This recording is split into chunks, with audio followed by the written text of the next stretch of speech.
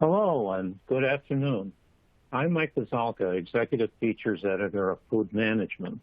Thank you for joining us in our series of webinars where we've gathered industry leaders together to discuss new leadership strategies amid the severe disruption from the COVID-19 pandemic. Today's topic is serving patients on the front lines. Hospitals have become ground zero in the fight against COVID-19, and their nutrition programs are working to keep patients and staff fed and in high spirits. Our goal is to have a robust conversation on how food service directors in healthcare are battling coronavirus and maintaining service, and to share best practices, solutions, and hopefully inspire new thinking so that all on-site operators can adapt and prosper in these weeks and months ahead. Before we start our panel discussion, I want to introduce this session's sponsor, Simplot. Joining us today with a brief message from Simplot is Michelle Amundsen, Senior Marketing Manager of National Accounts. Thanks for joining us and sponsoring this discussion today, Michelle. Take it away. Yeah, thank you. Thank you so much, Mike. We really appreciate it. And thank you all on the audience for joining our webinar today. We really appreciate your time and attention and are looking forward to what we'll be learning in the next hour. I would like to briefly start off with just a little overview of where we stand here at the Simplot Company as to how we're navigating 2020. Really, from the onset of this quote-unquote new normal, we've been committed to safety. So our number one initiative has not just been food safety, which is always a constant and ongoing focus for us, but mostly really focusing on worker and employee safety. It's been of the utmost importance for us to put that aspect first in order to ensure that we stay safe and operating so that we can be here for you with the high quality products that you need as you continue to feed the people that are doing such important work. We are very proud of the role that we play in helping to feed the world and are taking every precaution to ensure that we are able to do just that. That said, we strongly feel that the sharing of information and ideas is one of the best offerings that we can deliver to you all right now. We're so happy that we could support bringing together this group of experts to share their knowledge. So with that, I'll hand it back to Mike to lead us through our conversation today. Thanks, Mike. Thanks, Michelle. And thank you again to Simplot for sponsoring today's panel of healthcare food service professionals. So let's meet them. First, we have Maureen Husek, Senior Director of Nutrition Services for Beaumont Health in Michigan, and Pat Ortlieb, Senior Director of Food Services at Mount Sinai Hospital in New York for Compass One Healthcare. I'm going to facilitate a panel discussion. There will be time for Q&A at the end, so please be certain to send your questions into the webinar tool at any time, and we will attempt to answer as many as we can.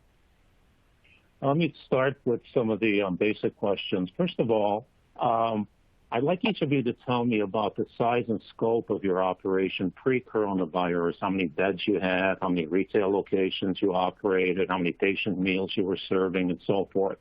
Maureen, let's start with you and Beaumont Health. Okay, thank you, Mike. So Beaumont Health is an 8-hospital system in southeastern Michigan. We have 145 outpatient locations and 38,000 employees. It's a not-for-profit teaching hospital system. We have our own med school and our own dietetic internship. The system has 3,400 beds, with one very large hospital, 1,100 beds, 2 that are in the 500 to 600 bed range, and then the rest of them are, between 200 and 300 beds. The Nutrition Services Department served 4.4 million patient meals last year and 8.8 million retail meals. We have 28 retail locations. 4 of those are actually Starbucks licensed stores. Pat, how about you? Mount Sinai. Thank you, Mike. Well, I am located at Mount Sinai Hospital, which is also part of a system, the Mount Sinai Healthcare System, and we are comprised of 7 hospital campuses with a myriad of ambulatory care locations throughout the city. Mount Sinai Hospital itself is a 1,200-bed acute care teaching facility on a campus over several city blocks covering 4.5 million square feet of space. We have approximately 20,000 administrative, hospital, and medical school staff on this campus alone. Our food service is part of the Compass One team, and we provide environmental, engineering, patient, and equipment transport services along with food. Food service here manages 6 retail outlets, including large volume catering. The food service management team oversees approximately 21,000 patient meals, 8,000 retail transactions, and 1,200 catering guest meals daily pre-COVID. Okay. You both have quite a bit on your plates. And also New York and Michigan are two of the areas that were especially hard hit by COVID. So first thing I want to ask, and I'll start with you, Pat, is are things starting to return to any kind of a semblance of normal? Has the institution had any kind of timeline now for how things might be getting back to a little more of a standard operating procedure? Yes, thank you. We are seeing a return to normal, and right now we are operating at about 60% capacity in our retail and patient food areas. The hospital census is still increasing every day, and especially since we've now been able to return to do elective surgeries and office procedures, we anticipate more volumes coming in. Each week, some staff that was on work from home is returning to the campus, so we're happy to see, that movement back toward normal. We've had a lot of great collaboration with our hospital leaders with daily situational awareness communication. We still do have visitor restrictions in place, so that's very limited as to where they can go and how many visitors can be accompanying our patients. Our dining spaces remain closed because they've been converted to workspaces. We also have 2 of our retail outlets still closed. We're very happy to continue to work with our client and assess our strategies about reopening, and every week we're making slight changes to get back to that normal feel. Maureen, what are the prospects for normal over at Beaumont? So southeastern Michigan was hit very hard, much like New York. So Beaumont, we peaked on April 6th at Beaumont Health with over 1,200 inpatients with COVID. So, and we've had 3,300 discharges since March 1st. So we were hit fairly hard with this virus. So coming back to normal is taking us a little bit longer. Also because our state has been a little bit slower to open up. Things have been delayed at times. We thought we were opening up, and then it was 2 more weeks. So we are just starting to open back up. Our students are just back this week. Our visitor restrictions were lessened a little bit recently. So we are seeing volumes increase, but we're probably not looking to be back to where we will get maybe till the 3rd or possibly the 4th quarter, they're telling us. But volumes are definitely coming back. With the number of patients that we had and our reduced census, because of that, we experienced financial situation where we actually furloughed 2,400 employees and throughout the system. So as services reopen and staffing is starting to come back, that's helped us, but our retail is coming back very slowly. Mm-hmm. Yeah. Knock on wood. So let's just take a look at patient meal programs. Just what are some of the things that you've made, some changes that you've made in patient meal dining that you plan to continue, at least for the foreseeable future, Maureen? So because of our high volume of COVID patients, we had to modify. We all have normally we have traditional room service model. When we reached our peak period, nursing passes all the trays for these patients, and we had 60 to 65 fully cohorted COVID units across the system then. So it didn't work to have trays coming up randomly like they do with room service as they call. So we ended up having to have certain cutoff times for each meal for the patients to be able to call. And then we took all of the trays up to these units at one time so that nursing would have a specific time that they could pass trays. Because our model for the COVID patient rooms was really the nurse was the only one who was going in with the patient. So it was difficult for them to be randomly trying to pass trays at different times. So if they knew the trays were coming up at one time, that was helpful. For them, it was also helpful for us because we were experiencing staffing shortages from either staff who were fearful to come to work or staff who had been exposed and had to be quarantined or had family members that they needed to stay home with. So we modified our room service program to try to accommodate a better process for getting these trays to the patients. And for many of the more critically ill patients, we just went to non-select trays. We also modified our menu in that process, kind of pulling the past forward, where we went down to a two-selection, what we fondly call the AB menu, just, again, to make it easier for our production purposes, not trying to make all the different varieties that you would normally make on a room service menu. So that helped us as well. Now, coming out of this, we're looking at, again, because we experienced a significant number of reductions in our departments, we are looking at trying to continue with our room service, but with a much more scaled down menu and potentially some process changes in there. I see. Pat, what about you? What changes have you made in patient meal program that are going to continue at least for the foreseeable future? Okay. Thank you. Well, I think our experience was similar to Maureen's. Initially, our concern was to keep everyone safe, as was true across our system. We did a lot of educating of the staff about the appropriate PPE, what was the requirement, and that we wanted to continue our regular patient program as long as we could. So we do a similar program where our catering associates visit the patients, take orders, but we deliver all of our meals to each unit at one time period. So that was a little bit easier for us to maintain our system as long as we could. But as the volume of patients with COVID increased and all of our units converted rooms to negative pressure and we had higher volumes of patients, we recognized that it was also a strain on nursing to deliver the trays into the room and bring them out. So we also made changes to our menu.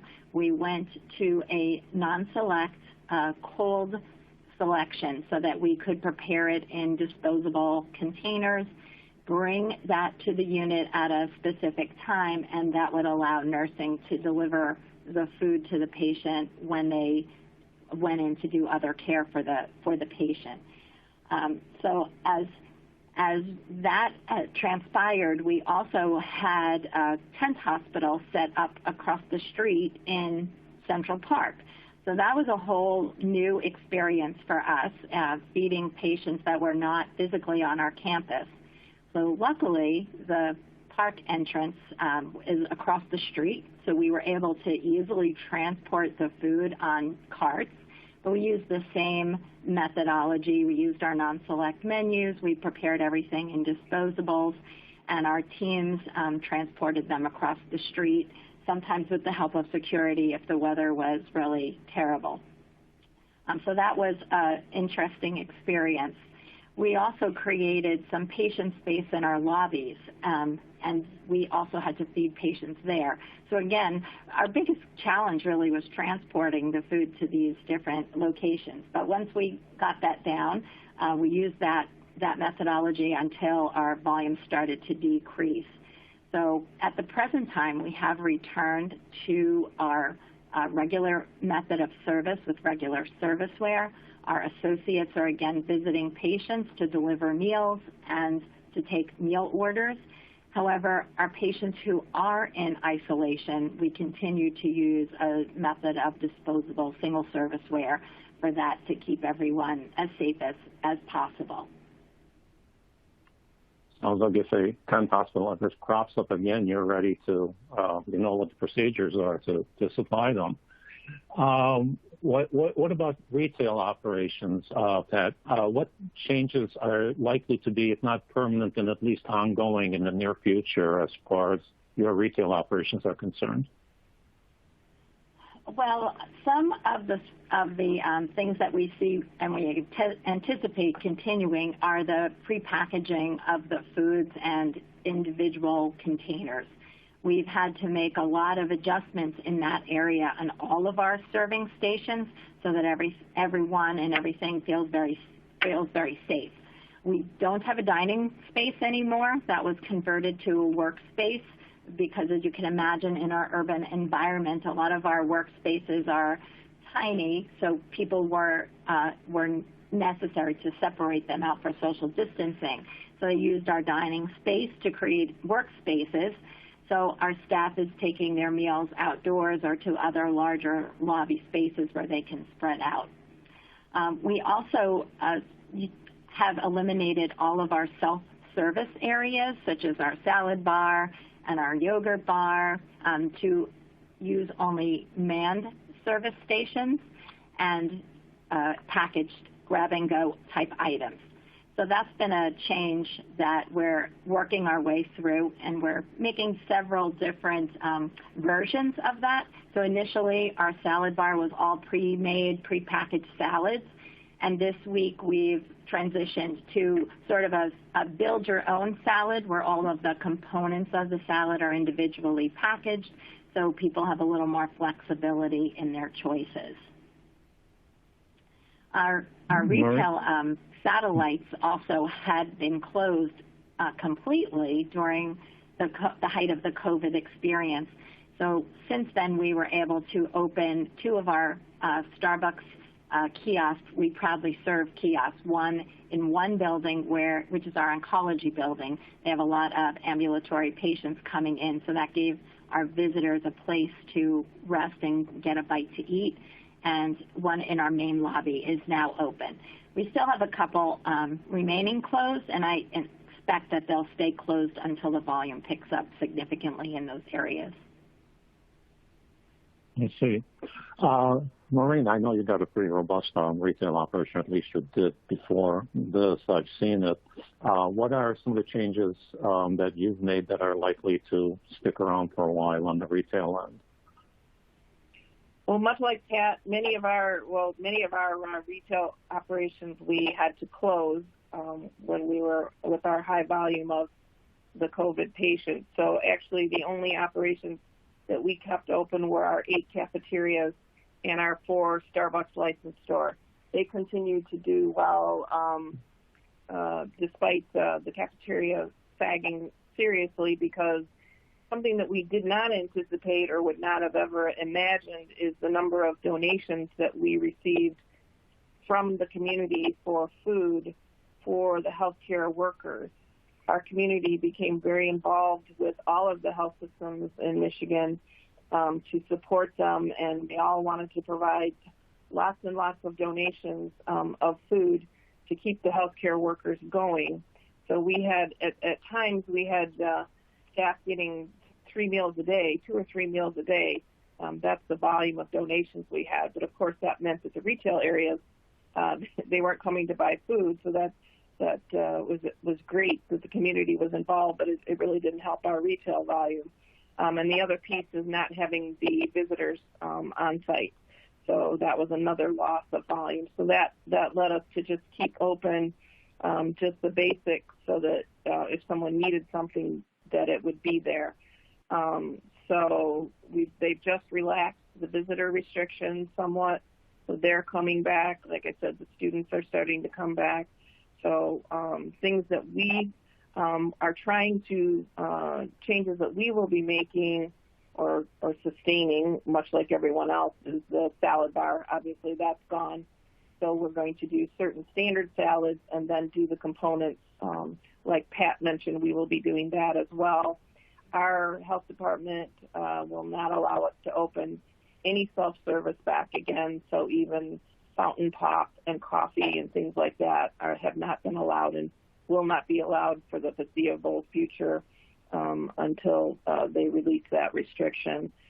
We did do the grocery items during the pandemic peak, which staff really liked and really enjoyed, not having to go to the grocery store when we offered these things. We included things like we were able to provide hand sanitizer, toilet paper, and bleach. So those will go away, but we're still going to do, takeout meals and other food items for them to be able to purchase. So we had a similar, I was going to add that we had a similar experience with donations as Maureen did. We had a wonderful turnout from our community for donations, and that was something that we didn't plan on either, but we had to learn how to manage those donations to give to everyone. That fell to my responsibility. So that was a whole other piece of our COVID experience that was unexpected but very well appreciated. And thankfully, we had some staff who were redeployed from other departments to our area so that they were able to help organize, manage, and distribute all of those donations throughout the campuses. Yes, it definitely became a full-time job managing donations at each of the sites. Yes, and also like Maureen, we also had a grocery store called the Sinai Market, and we probably, I believe, sounds like we offered very similar items in terms of, those things that people couldn't get in other stores, hand sanitizer, toilet paper, paper towels. And what we're seeing now is the store is still in existence, and we see a big run on things that are easily grabbable and editable, like snack foods, berries, grapes, tomatoes, those small things. So we're changing our marketing strategy to really build that need now. The one thing we did struggle with the donations was we required them to meet all of the restrictions that we had, so everything had to be individually portioned. So sometimes that was a struggle. They would want to bring in whole pizzas or, steam table pans full of food, and we required all of them to do individual portions to bring it in, just to keep our staff safe. Correct, us too. Well, they say that necessity is the mother of invention, and some things that hospitals have been doing, such as those mini marts and some of the other ad hoc ways of doing things that suddenly cropped up, some of them they stick around. But what are you looking at some other things maybe that you haven't deployed but you've heard about or are interested in exploring, whether it's things like additional retail points of service or offering takeout meals or different ways of ordering? Maureen, are you looking at anything that you like that?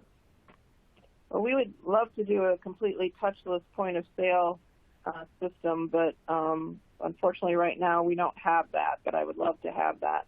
We do have the plexiglass between our cashiers and our customers, but there is still, if they do credit cards, they still have to touch the machine. So we would love to get away from that. We do have hand sanitizer right there, but so touchless would be great, and some order ahead meal solutions. We can't really do deliveries because of our current staffing restrictions, but we're definitely looking at more and more to-go options and take-home meals. We also have 2 more Starbucks stores planned in 2 more of our facilities to be built.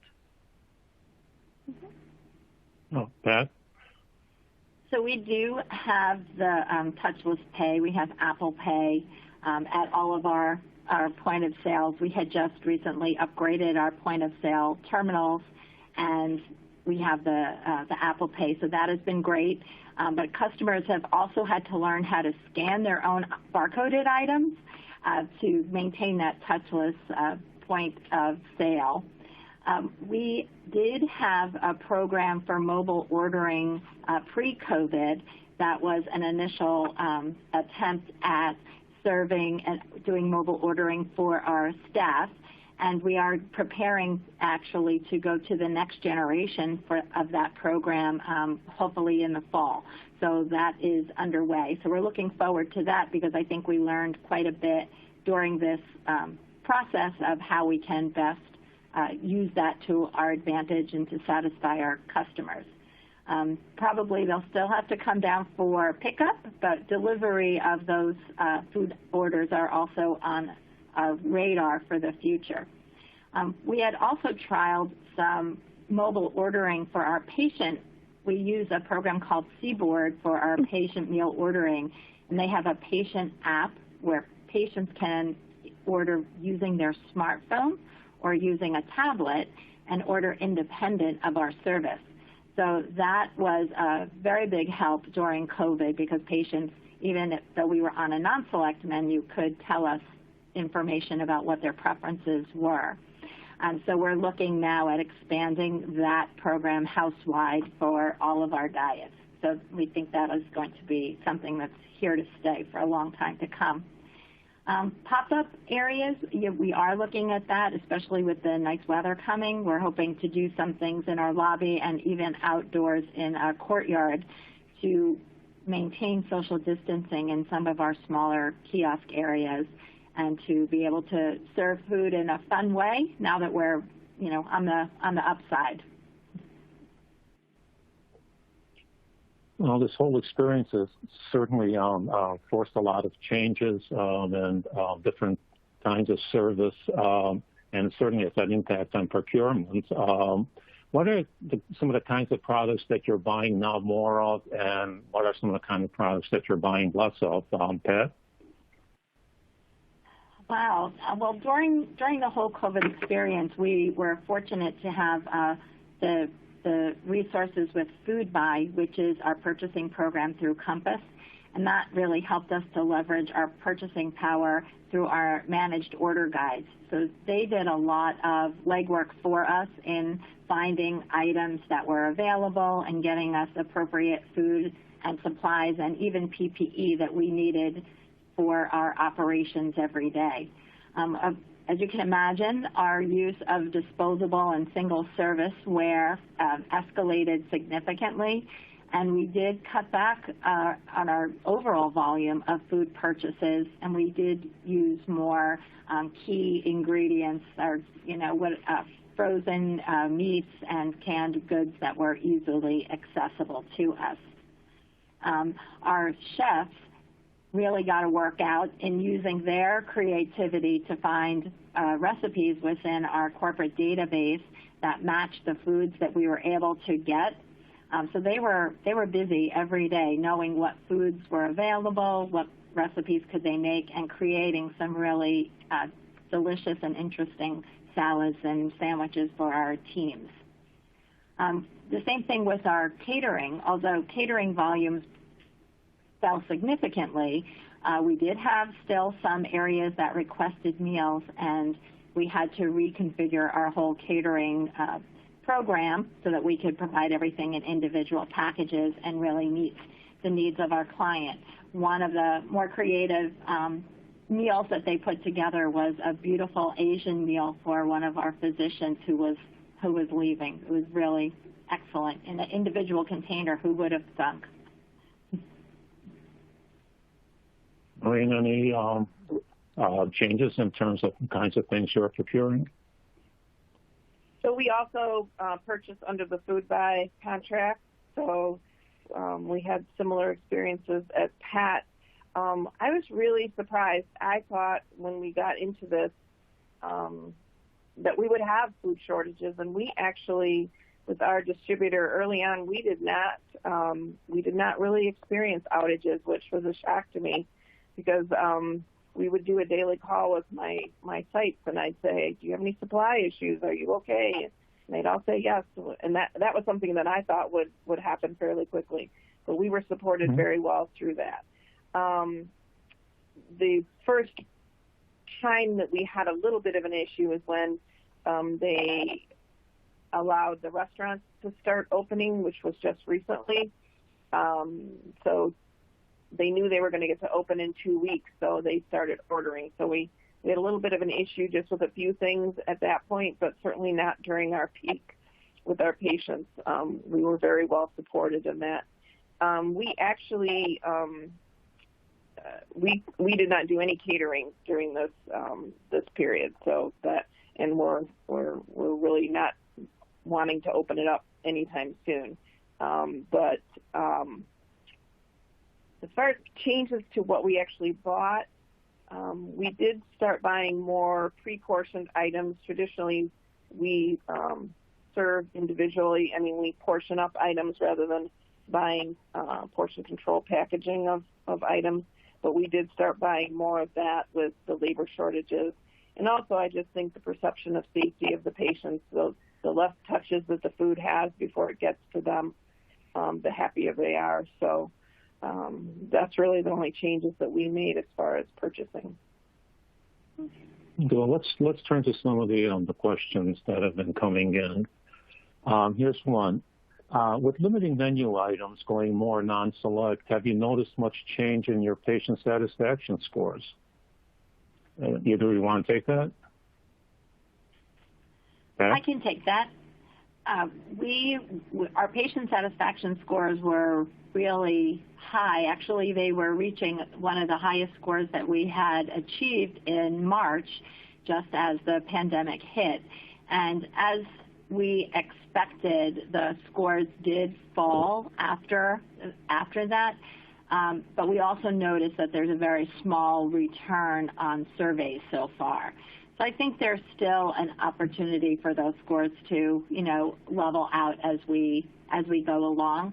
But I know that the care that the nurses provided will certainly influence that score as well. So I think it still remains to be seen how it will pan out in the long run. Right. Well, we use HCAPS, and HCAPS does not have food scores. So we basically have to go by comments. So we really have not received a lot of negative comments, certainly. And we really did not get a lot of feedback directly from the patients that said that they were unhappy. I think most of the ones that we had were so sick that they probably weren't eating that much anyway. We had a lot of tube-fed patients, too. Yes, we did as well. Which was another surprise. Okay, here's another one. What kind of restrictions do you think there will be as the restrictions become less and less, as family members will want to bring in foods for their loved ones? In other words, what kind of restrictions do you continue to see on visitors and what they can do? I can talk to that because here at Mount Sinai Hospital, we have a kosher kitchen, and during April was Passover, and we have a large Jewish community who supports their loved ones with food. That's how they take care of them when they're in the hospital, and usually every weekend they bring in food. During Passover, their care and concern was heightened because they were not able to enter the building, yet they wanted to ensure that their loved ones received the foods that were commensurate with the celebration of this holy period. So the hospital created a method that we could meet those family members at the door, and we had a delivery team that would take the food from the door directly to the nursing unit, and then the nursing staff would bring that food to the patient. We did ask them to comply with all of the safety rules, that they had to individually package the food, only bring enough food for one meal, and make sure that the food went directly from the door to the patient, so that there was no crossover from the food safety standpoint. So that was another different methodology that we had to create to satisfy those patients and make the family members feel satisfied. All right. Anything to add?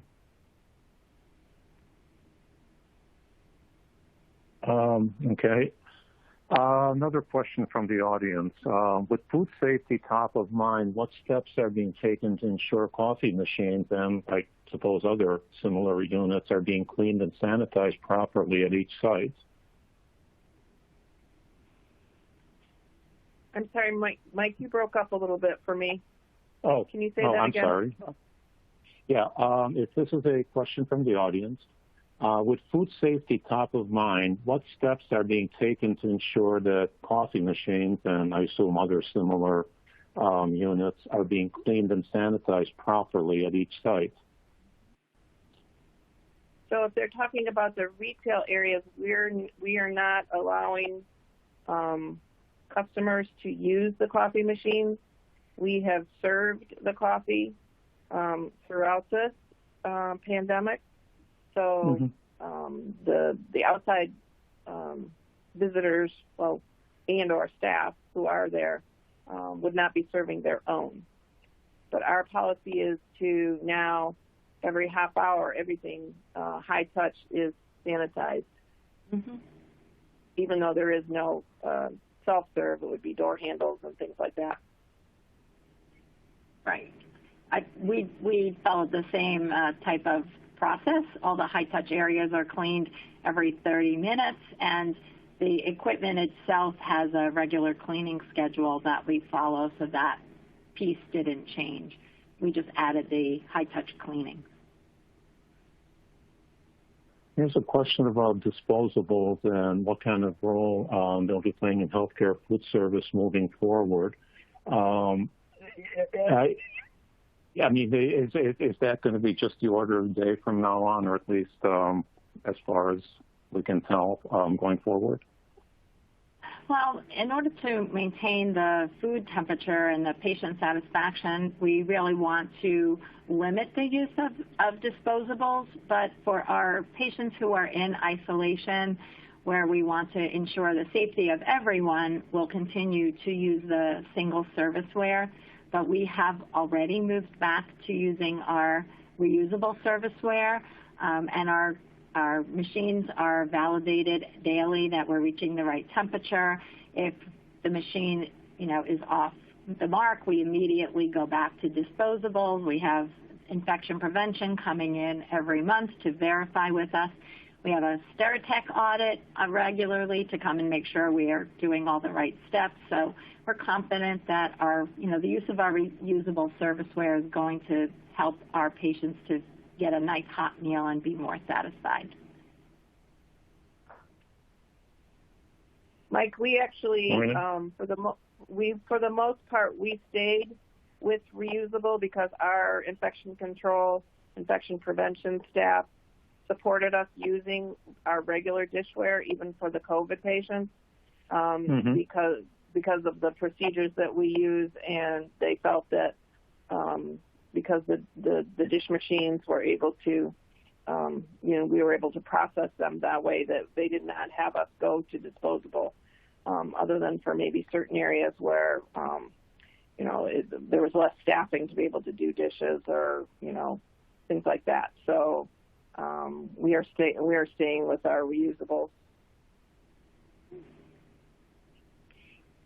Another question from the audience here about scratch preparation, and have you moved to any more of a minimal touch approach with minimum touch products as a result? For example, to make pizza from scratch, and now instead using partially topped freezer to oven products. The only changes that we have made are some of the, as I mentioned, pre-portioned like cottage cheese and fruit. We are still very much a scratch facility. Right, I would agree with Maureen. We continued with our scratch preparation where we could. We changed to also some of those prepackaged cottage cheese. We used some prepackaged dessert items for the patient areas, but we maintained our ability to scratch, cook, and prepare as much as we could for retail spaces. How about healthy grab and go? How much more of a role is grab and go going to be playing down the line in the retail area? And how does that affect the ability to satisfy customers with customization? How are you able to balance the two different things, grab and go that is all pre-prepared and customer expectations of a little more customized products? Well, we will maintain, in the cafeterias, we will maintain certain served stations that we're able to do, the customization, whereas the taco bar used to be self-serve. Now the taco bar will be on the hotline, and we'll serve it to them. The salads will remain prepackaged, and as both Pat and I mentioned, as far as customization, we will have like a larger container with the greens in it, and then smaller containers with some of the individual items that you would want to add to a salad, like a protein or tomatoes or whatever. Some of the customization just has to go away with the packaging. So, yeah, I think we are on the same page. All of our main service areas offer both the on-the-go grab-and-go choices as well as the served stations, some of which are healthy choices. And we're looking at next steps at our deli opening, where we can have a served, make a sandwich made to order or a salad made to order at the deli station. We have an action station where we can offer a variety of micro concepts that are available to us, like taco bar, which is all fish options. Mondays we do like a stuffed potato bar that has different toppings, so the guests can come and pick different ingredients, and our employees will assemble that meal for them so that they can then take it.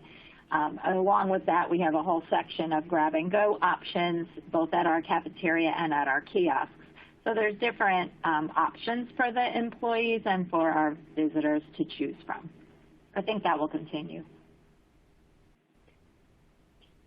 Things like the elimination, at least for the presence of self-serve bars and more emphasis on grab-and-go, probably necessitates some sort of rejiggering of how serveries and cafeterias are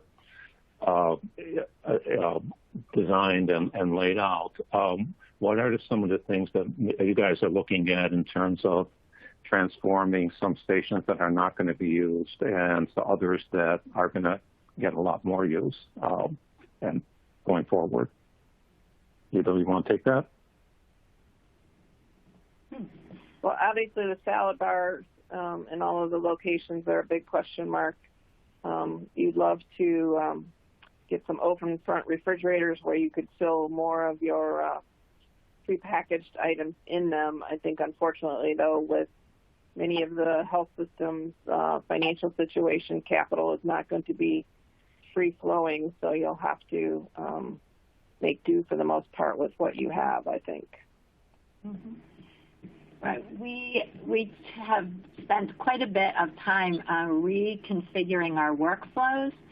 So looking at, since so many areas were closed, we got the opportunity to cross-train some of our staff and utilize them in different areas of the kitchen. So say our deli staff would cut their own tomatoes, and then we had staff in the kitchen who was cutting tomatoes. So we've been able to create some efficiencies where one person is cutting the tomatoes for these different areas. So I think some of those efficiencies are going to stay, and it's really created an opportunity for everyone to look for other efficiencies along those lines. And I agree that we're looking at how we can best utilize our staff, because we're not going to get any new equipment or new staff in the current environment. So how can we meet those needs of our customers in the most efficient way. So I think streamlining and utilizing, mixing up our menu where we might have had a hot food station and an action station, maybe combining those into one so that we're utilizing our staff efficiently. Here's another one. What has been your experience with food waste around some of the changes that you mentioned? Has it been more of a problem, less of a problem? I'm sorry, Mike. Food what? Food waste. Waste. Yes, I know our chefs have been quite creative in taking what we have and reutilizing what they have in the best way as possible. So the vegetables, if they have the vegetables, they'll use them in soups or in a stir fry. So we're trying to, restructure and utilize them as best as they can. Sometimes, especially in the beginning, I think we had such a change in our volume that we had a lot of food around, so it was a bit more of a challenge to try and utilize that food before it went bad. So we may have had some more food waste in the beginning, but once they got a better handle on volumes and purchasing was streamlined, we didn't have a significant issue with any food waste. That was actually one of the reasons we abandoned our room service menu, because especially at the smaller sites, they were, certain items are made to order, but certain items are still steam table items. So to avoid having all those different variety of options having to be made in case a patient ordered it, that's why we went to the ABU, the two selection menu, so that there would be limited number of items produced to reduce the waste. Have you run into any issues with staff adjusting to new workflow or duties during the COVID period and then moving forward? Have your staff been pretty accommodating in some of the changes? This is Pat. We have a lot of conversations with our staff about changes in their work schedules. We have a lot of parents with small children. Schools were closed. They needed to figure out childcare.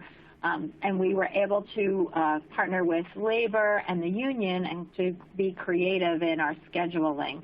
So we offered our staff some different schedules. They were able to work a 3-day, 12-hour work week, and that was very helpful to both our operation and the team. And there was a little bit, I would say, some resistance with some people about, going to a different area because they're comfortable where they're working. But in the end, everyone was agreeable and learned new skills, and we were very happy to see that happen, and we all really worked together to support each other. Some of our teams were asked to redeploy to other departments, in fact, to support environmental services. So that was a whole different skill set for some of the employees. Another question from the audience. Oh, I'm sorry. Go ahead. No, that's okay. That's okay. Go ahead. Have you seen an increase for special diet foods such as gluten-free or vegan during this period? No, I've not seen an increase. We always have a fair amount of those requests, but I haven't seen an increase. Yeah, same here. We still maintained our ability to accommodate those requests, but it wasn't any greater percentage-wise than previously. So, what are some of the biggest lessons that you guys have learned through all of this? Maureen, let me start with you. What are some of the big takeaways from this whole COVID experience? Knowing that it's not over yet, but hopefully at least the bulk of it may be. I think I have to remember that you can't ever think that you've seen it all. I've been managing food service departments for a very, very long time, and this is so unique to anything else that I've ever had to manage through. I heard someone else who was speaking talk about making 8 years of decisions, management decisions in 8 weeks. And that was so true. It was every day, it was something else coming at you that was changing, and you had to decide, or you had to come up with a new process to deal with. I don't think I've ever experienced such a rapid fire amount of change. I mean, we're always making changes anyway, but have to make them so fast and furious. That was a new lesson learned and then to extend it to all 8 facilities made it even more challenging. And I think it was just a reminder also that you can never communicate too frequently or too thoroughly when you're working through a process like this. We had daily calls with all 8 sites to talk about what their volume was. Were they having any supply issues? What were the sites saying to them? Because we would get conflicting messages about what they wanted us to do, so we had to, go back to the central decision makers to say, this is how we're going to do this. It's okay to do it this way. So those calls really helped us, and it helped support the managers at each site know that the rest of their team was going through the same thing, and knowing what was going on and what they were really expected to do, and have support for what they were doing. I would agree with Maureen that responsiveness to the multitude of requests to change things was incredible, and you really had to be able to think on the fly and make a decision quickly and make the actionable items happen. The communication that went along with that was critical, both with the hospital team, with our partners, our Compass One partners, and EVS, engineering, transport. We had so many not only physical, food changes, ordering changes, supply changes to manage through, that it was critical to be able to communicate that to everyone on a consistent basis every day. We had to participate in the strategic calls every day, and then communicate that out to our team in our team huddles, and then getting everybody to work together to make those things happen. That it was really amazing to see all that cross-training happen, to see people working together in a new way, building trays together, transporting things across to the park. It was just, amazing to see. It was probably the most challenging and rewarding time of my career. Actually, there was a specific question about the transporting of the food to the tents and the How do you make sure that those carts got re-sanitized and made sure that there was less chance of transporting any potential pathogens while you were transporting food over there? How were the carts sanitized? So we sanitized our carts all in a consistent manner. After delivery, the carts are returned to the dishwash area where we have a sanitizer attached to a hose. So the carts are hosed down with the sanitizing solution and rinsed, squeegeed, and allowed to air dry before they're used again.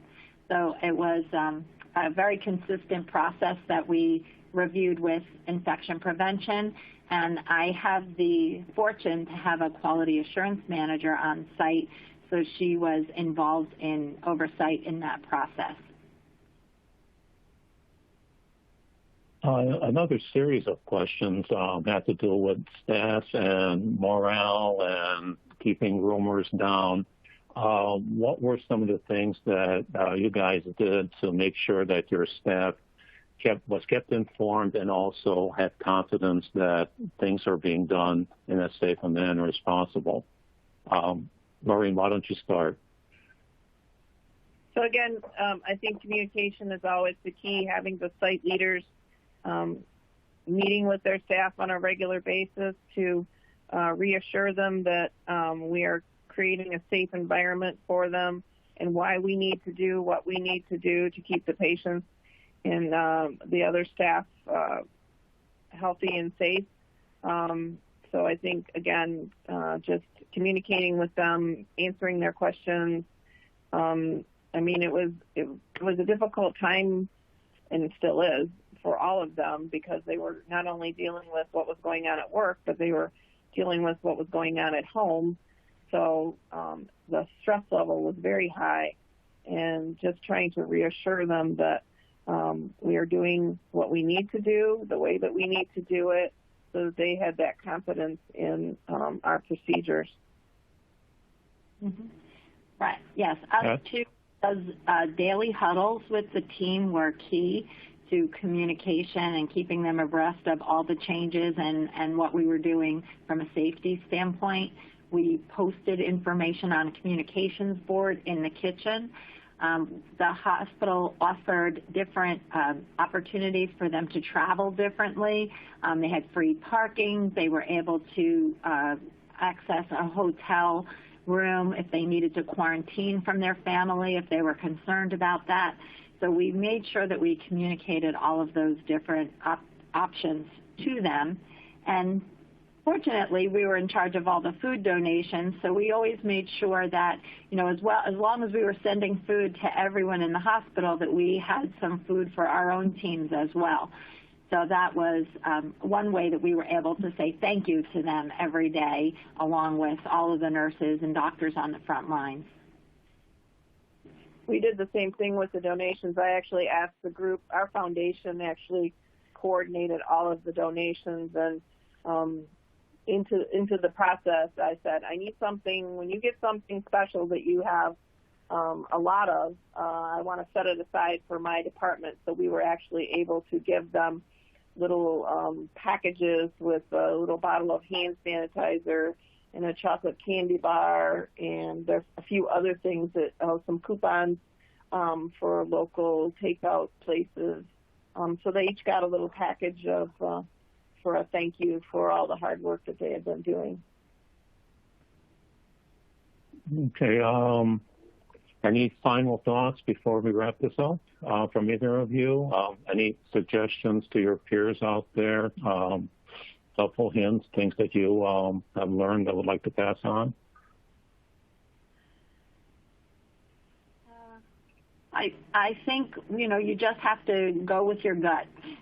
Things happen so rapidly, you just have to make a decision and go with it. And if you need to change it, you'll change it tomorrow and communicate it out to everyone so everyone knows what's happening. And I think having gone through this, trying to stay, as difficult as it is, trying to stay one step ahead of what's happening and trying to look a little bit into the future, because that's what we did with our two selection menu. We knew we were going down a path where we were not going to be able to do this room service, so we quickly created that menu. So I would say, think of, if there is another wave, what you're going to do and how you're going to be prepared for it. I always try to stay a little bit in the future as much as I can, just so that I'm not surprised. Well, that's a good way to wrap it up. It's all the time we have. We want to thank again our sponsor, Simplot. Some final words from Simplot, and then we'll wrap it up. Thanks, Mike. Michelle? Again, yes, thank you so much. And thank you to the audience for your attendance and your questions today. But a huge thank you to the panel. I learned a lot, and your knowledge, your dedication, and the work that you're doing in our communities is truly astounding. So much appreciated from the Simplot organization. As I stated in the opening, we are really trying to find new ways to support you. And I feel that this webinar is one of those ways. So this is the sort of content that we're going to continue to support in the foreseeable future. So if you have any questions or need anything from us, please visit our website, where we're constantly uploading additional newsletters that are segment specific and other resources. We know that we still have a pretty long way to go to get back to some semblance of normality, but we're here for you, and for each of your hospitals, facilities, and clinics. You all have our full support. And thank you again so much for the work that you're doing in the communities and keeping people safe and well and healthy. So thank you so much. Thanks, Mike. Thank you again, Simplot, and big thanks to Maureen and Pat for sharing their stories and their leadership strategies and such lessons. This session has been recorded and will be available on demand if you would like to recommend this to a colleague. And make sure to visit foodmanagement.com for information and insights. And don't hesitate to reach out to me, Mike Pazalka, at any time. Please stay well. Thank you and have a great afternoon. Thank you. Thank you.